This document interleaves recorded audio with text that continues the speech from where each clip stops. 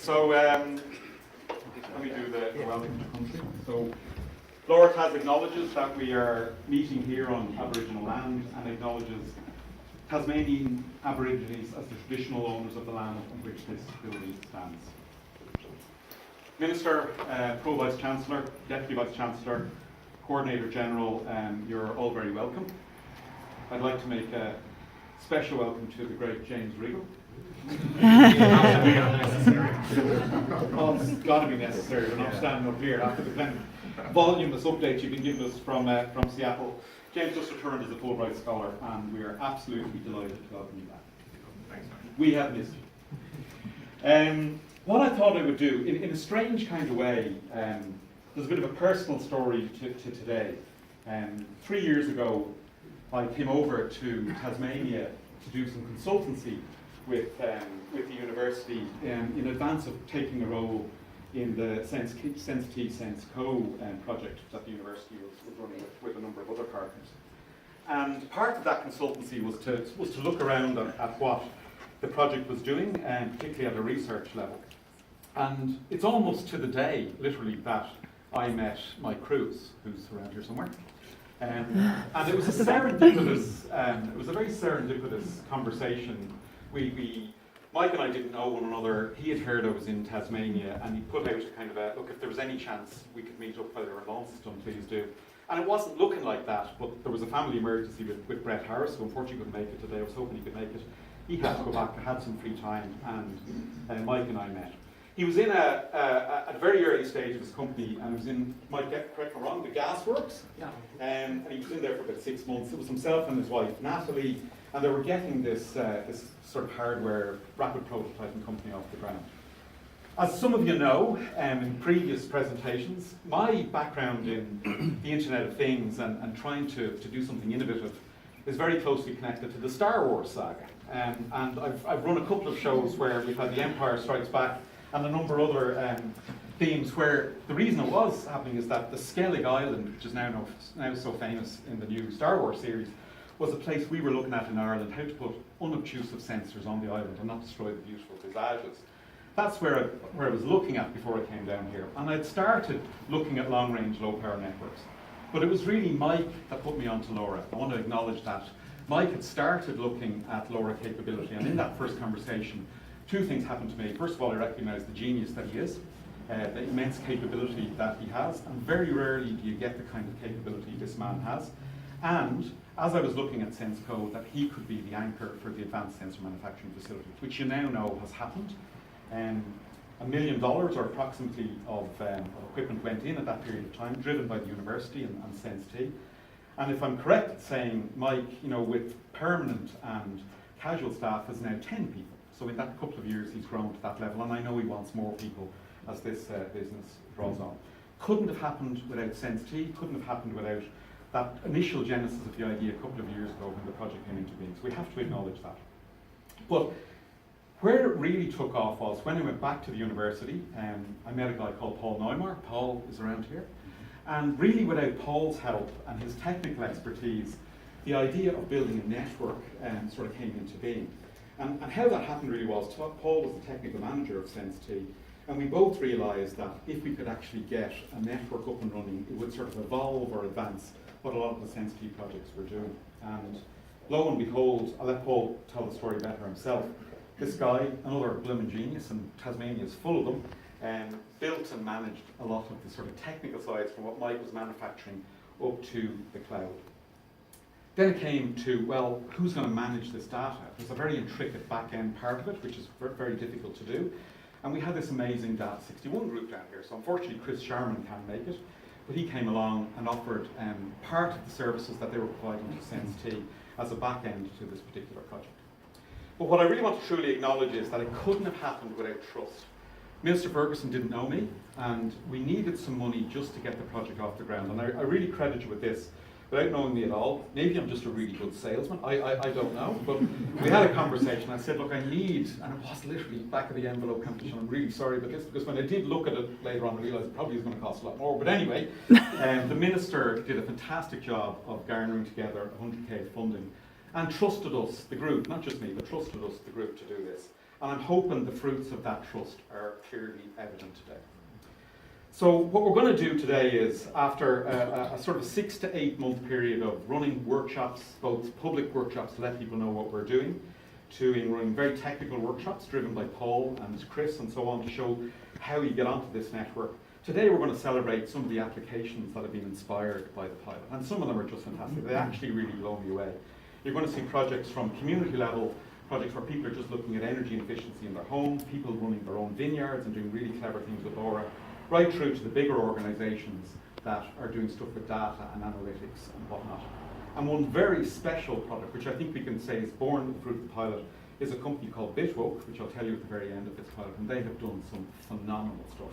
And I'd really tell you, take a look at what they're doing, because I was excited when I saw Definium. I'm super excited about what these guys are doing. So we're going to do that. So today's thing is basically we're going to do a couple of 2-minute demos. Now, my daughter over here is going to kill me for doing this. This is Alicia. Right? So Alicia was going to give the first pitch, so I'm going to do it for you, but you have to help me. Okay. So we had a problem in the last 2 days, right? And the guinea pigs, what happened? They will have gelatin. Feed them. Okay, right. So we've got guinea pigs back in our house because our whole family's up here today. So I was thinking, how are we going to sort this problem out? And then Alicia came up with, what idea did you come up with? To make a robot to feed the guinea pig. Brilliant idea, right? Now, have you built a robot before? Yes. You have. How did you connect the robot to the phone? What did you use? What's that technology they call it? Blue? That's right, okay. So we haven't quite got to LoRa yet, but the idea is that we're going to build a Lego-based robot that dips the food into the guinea pigs, comes up on a timer controlled by an Arduino, and then we're going to use some technology so you can do it on our phone. I didn't come up with that idea, sure didn't. Even the 7-year-olds can get on this gig. So thank you, Richie. That's very good. He was ever in the 12th.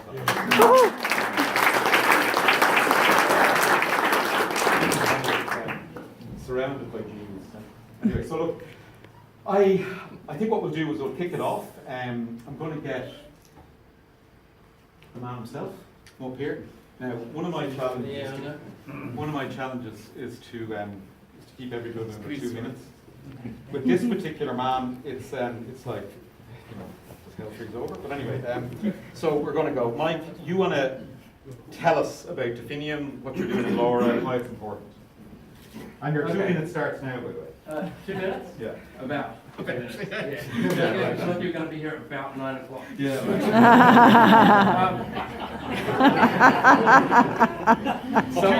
Someone knows Gary.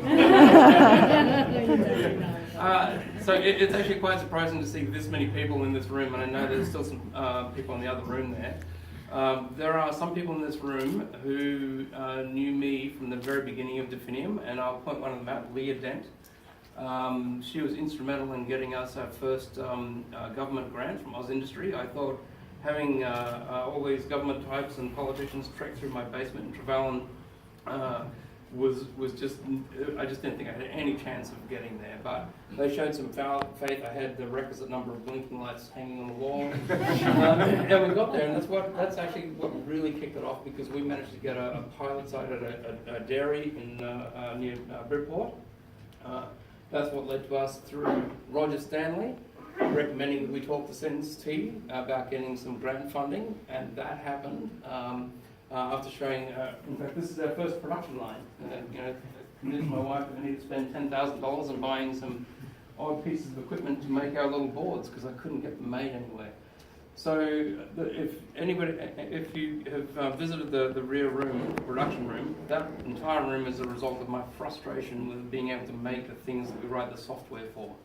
So people ask us, what kind of company are we? And I have to characterize it as a solutions company. So we listen to people's problems, come up with a solution, and use the combination of skills from the people that we've employed, hardware and software development, and manufacturing. So we've collapsed essentially 3 elements of a supply chain into one room, which gives us one building, which gives us an amazing amount of agility. And it's just actually quite rewarding to get to the point where we've established this kind of facility in the state, and we couldn't have done it without the understanding, the trust and support of a lot of individuals from the government, university, our customers and vendors, and our bank. So what we do is we listen to people's problems, we design and build hardware, we write all the software, we're moving up the stack a little bit, and the goal is to use IoT as a way to reduce energy consumption or improve processes for irrigation or improve the bottom line for farmers. So there's no real limit. The things that we make have been as diverse as salinity sensors for shrimp farmers in Bangladesh to propane fuel injection systems to taxis in Las Vegas.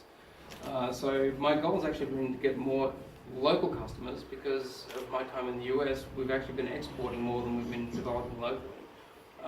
We are very proud to support some local companies like the residential lift company. We have a representative here in a way from those guys, and we've displaced Chinese manufacturing and imports by making stuff here for their remote controls.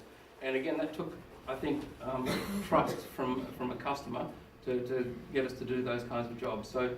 So you know, we have a facility now that's grown from myself sitting in a basement with a lot of blinking lights, where I can make one thing a day, to now we have effectively a $2 million advanced manufacturing production line where we can make 30,000 sensors a month in a single 8-hour shift per day.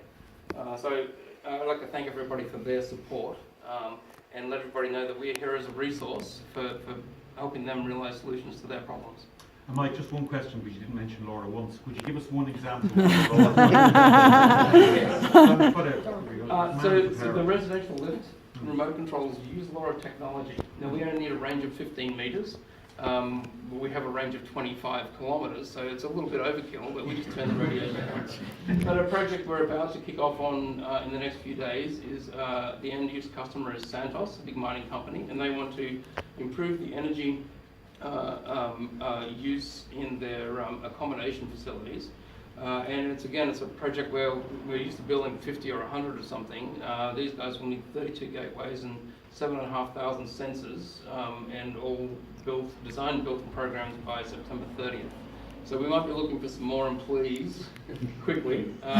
Around town, we're monitoring things like the river levels in the Tama River. We've just developed a prototype for a dropper fuse sensor. So there are fuses on power poles around the state, and TAS Networks have asked us to develop prototypes for putting sensors on every one of those, and I think they'll need somewhere between 12 to 18,000 of those. We're looking at building energy meters and also tracking systems, lone worker devices for detecting when people have fallen down and they're working alone and raising the alarm. I think Bitwork are doing a lot of interesting things on that front as well. So I think the number of applications is really diverse, and it's good to have that network up and running. And I think I'd like to just make sure that everyone knows that Definium has a commitment to maintaining that community-based LoRaWAN network going forward. Yeah, we're delighted. So we're delighted with that. That's great, Mike. Thanks a million. Sorry, I'm on 2 minutes again. Yeah, all right. Thank you. It's a wonderful success story, and again, testament to everybody who trusted that could get to this particular point. But as Mike explained, there's a huge demand. We've got a wave in the world around IoT, and in particularly the LoRa world. You know, to the people that are generating the business-grade solutions, nobody loses here. The ideas can come from the innovation side, and the applications and business opportunities come from the business-grade network. So I know the guys from Telstra and whatnot here. I think it's a wonderful way of getting the two to happen together. So I'm now going to ask Daniel to come up from Cyro.